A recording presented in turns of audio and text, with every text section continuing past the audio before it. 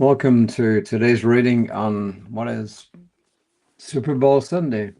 I'm quite surprised actually that there's no mention in the reading of Super Bowl, this being America. I mean, in Britain, no, it wouldn't happen, but well, it might actually, but then it would be a different kind of football, right? It would be, again, where people actually kick the ball most of the time, as opposed to rugby and American football, where, let's face it, you handle the ball more than you kick it. So anyway, but that's another story. And today's reading, it's called Embracing Possibilities of Inclusion. And the way that Reverend Raymont has written it, I guess quite rightly, he's written it to the Centers for Spiritual Living community. But I'm going to make it wider because that's not my audience. I don't even think it's the total audience of the Science of Mind magazine. I think people outside of direct Science of Mind actually read this thing. So, but anyway, here we are. As I said, it's called Embracing Possibilities of Inclusion. And the first quote is actually from someone who's famous in the civil rights movement, especially for farm workers, Cesar Chavez. And he's actually celebrated, according to the Houston Chronicle, he's celebrated on March 31st of each year. So there you are, Cesar Chavez. He says, we need to help students and parents cherish and preserve the ethnic and the cultural diversity that nourishes and strengthens this community and this nation. So there you are. And Ernest Holmes said, spirit is the all-inclusive source. Thought becomes the directive factor. Manifestation is the result. And he probably should have said that feelings are the fuel, actually. But in and through all, there is law, which functions at every level. So there are natural laws, there are spiritual laws, and there is what Ernest Holmes called the law, which he referred to as the divine subjective mind. So, and that's from, as I said, Discover a Richer Life, and it's on page 17, paragraph 1. Excuse me, it is a little bit chilly for me in here, but anyway, there we are. And this is Reverend Raymont. He says, what are some of the traditions and the elements unique to your culture and your ethnicity that evoke joy, gratitude, and pride? He says, for many years, we were taught to think of ourselves as a great melting pot. But now we're encouraged to be a vast potluck of dishes with all the flavors, spices, colors, and textures of God expressing us all. So, I mean, to me, melting pot has always meant that, but I guess it means different things to different people. A melting pot, of course, is where you put all the stuff in one vessel and the ingredients become whatever they become. And of course, a potluck is where you all bring different things, and the different things remain different things, of course, until they're eaten up, But I get what he's saying. And then he says, we might easily think of exclusion as it relates to specific races, genders, or disabilities, right? He says, but what about when we're not even aware that we exclude others? And then he asks the question of Centers for Spirituality, but I'm asking it of everybody. He says, what are we actively doing to embrace the possibilities of inclusion that our organizations have yet to experience? Imagine what the world would be like if all of our organizations, our churches, our spiritual centers, our libraries, etc., were accessible to people with dwarfism, mobility challenges, deafness, or those hard of hearing, blind, or visually impaired. What would it feel like to belong to a community that's inclusive of everyone to that degree? I'm going to come back to this. He says, inclusion is every color and every shard of glass that contributes to the beauty of the spiritual stained glass window. Yeah, that's a good visual, right? He says, instead of trying to be uniform like copies of one culture and society, why don't we start celebrating all our intersections reflected in skin color, language, country of origin, heritage, culture, traditions, music, food, clothing, and more. He says, if God were creative enough to manifest through all of this, why are we so quick to erase it all instead of letting God be God, or the divine be the divine? So a couple of things here. Well, number one, actually today in the Super Bowl, the halftime show is being celebrated by an artist from Puerto Rico. And most of the songs, not all of them, most of the songs will be in Spanish. So there is a major departure.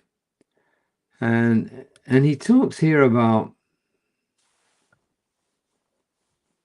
what if, anyway, places of worship, places of doing business, etc. And some of them are to some degree available to people with all kinds of differences. Well, I'm really aware of this because my wife is very hard of hearing.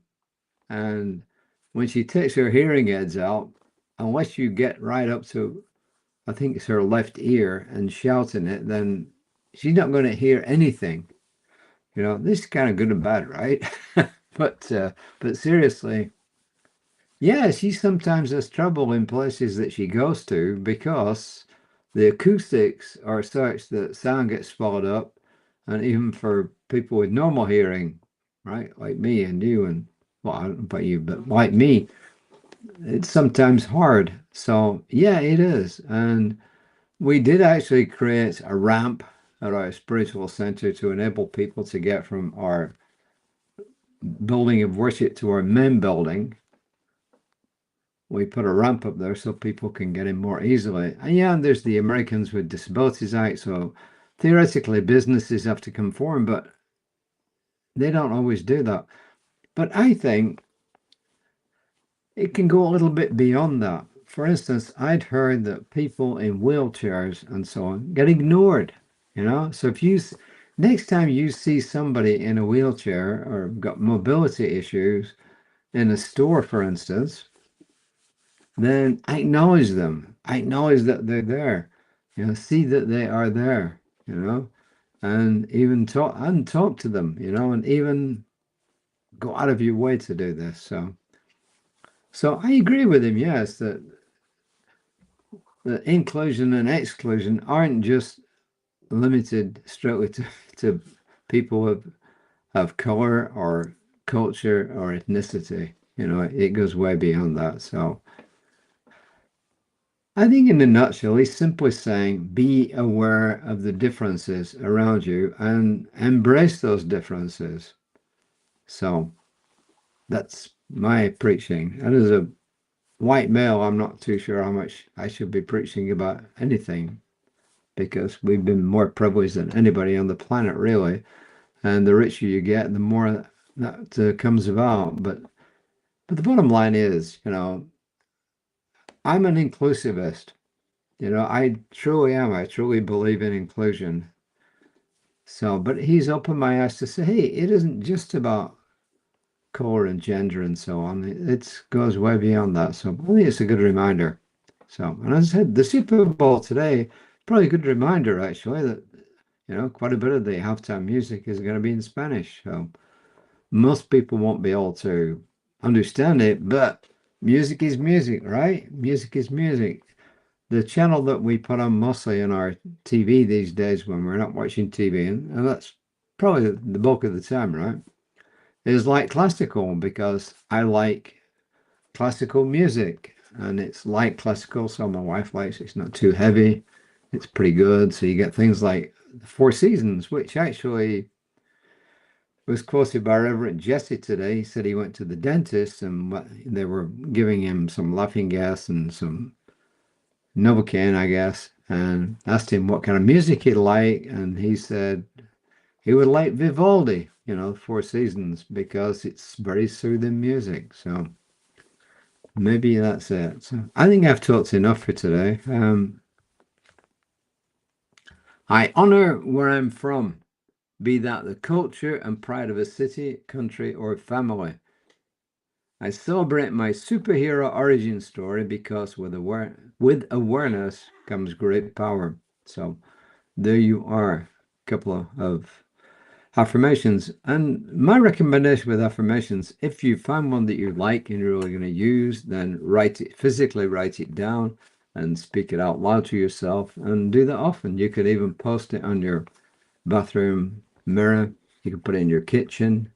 What we have in our kitchen as a reminder is, do you want the universe to say yes to that? And that's, of course, about negative thoughts, No, I don't want that. So let it go. So I have talked enough. So, Reverend Raymont, embracing possibilities of inclusion. My colleague, Reverend Lisa, will be back tomorrow. So please look out for her then. I have no idea what's happened to my wonderful thing here. It's gone kind of wacky, but I assume it's still broadcasting. So look out for Reverend Lisa tomorrow morning, 9:15. Look out for me tomorrow. Yeah, it should be okay around about 5 o'clock tomorrow evening.